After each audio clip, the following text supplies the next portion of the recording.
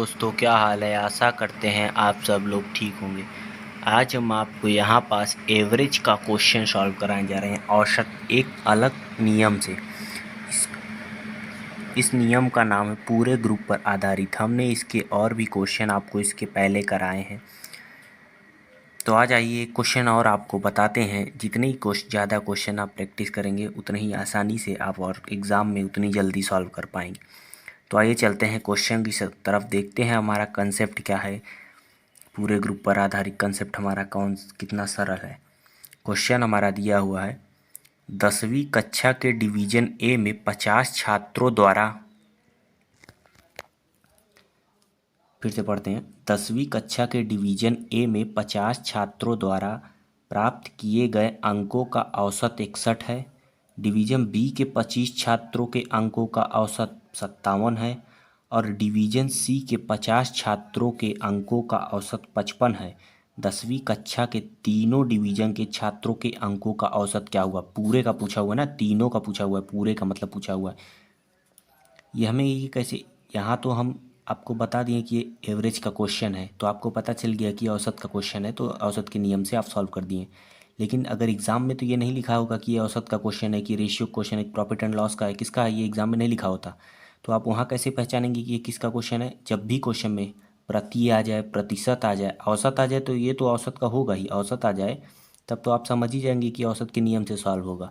अगर प्रति आ जाए, प्रतिशत आ जाए, तो ये तब भी समझ जाइएगा कि औसत के नियम से सॉल्व होगा।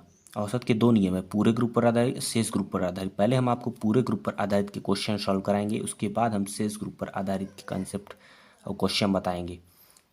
तो क्वेश्चन हमारा, 10वीं कक्षा के डिवीजन ए में 50 छात्रों द्वारा प्राप्त किए गए अंकों का औसत 61 है।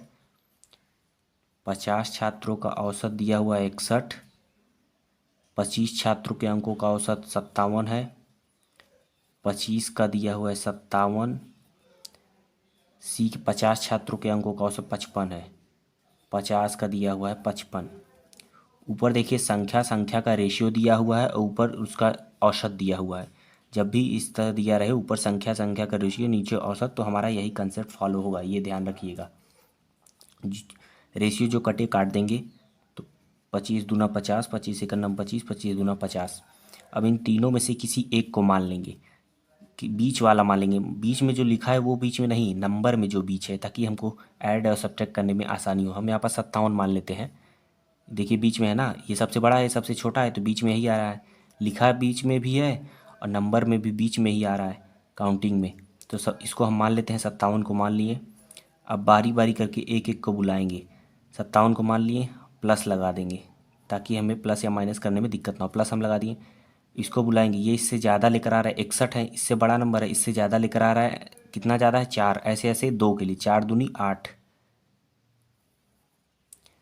अब इसको हो गया, अब इसको बुलाएंगे। ये इससे कम लेकर आ रहा है, कितना कम, 2। ऐसे ऐसे दो के लिए, 2 दूनी 4। कम लेकर आ रहा है तो माइनस लगा देंगे। ठीक, ज़्यादा लेकर आएगा तो प्लस, कम लेकर आए माइनस लगा दिए। ऐसे 2 कम है कितने के लिए, 2 के लिए, 2 दूनी 4 अपॉन टोटल का पूछा हुआ है, तीनों का पूछा है, 10वीं कक्षा के तीनों डिवीजन के टोटल पूछा हुआ है, तो टोटल से डिवाइड कर, 2 2 4 5, 5 से डिवाइड करेंगे तो ये हमारा आएगा 57 प्लस 8 में से 4 माइनस करेंगे 4 अपॉन 5। तो इसको डिवाइड करेंगे तो हमारा आएगा 0.8। तो 57 दशमलव, इसको डिवाइड करेंगे तो 0.8 आएगा, 57.0.8।